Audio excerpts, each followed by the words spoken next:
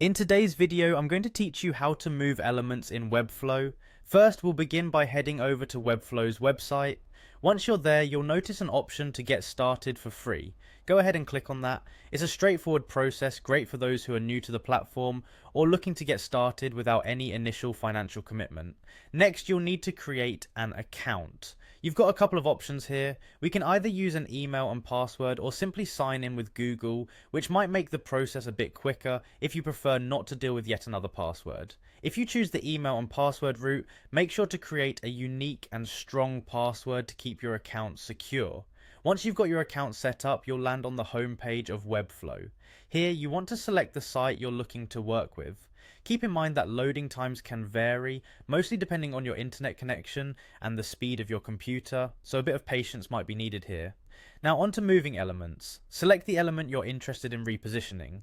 Using your mouse, simply click and drag this element to where you want it to be on your page. It's a really intuitive process, almost like you're arranging items on a desk.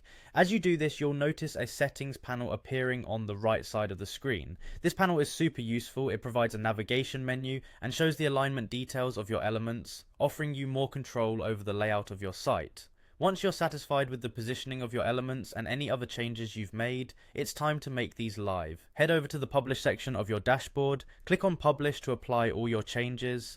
It's quite satisfying seeing your hard work take effect on the live site.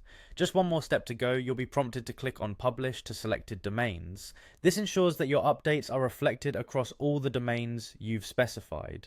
Finally, after everything is published, click on Close. This completes the whole process and wraps up your changes neatly.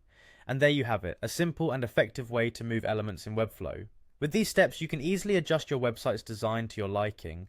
Remember, practice makes perfect, so the more you experiment and familiarize yourself with the tools, the more natural it will feel. Thanks for watching, and until next time, happy designing with Webflow.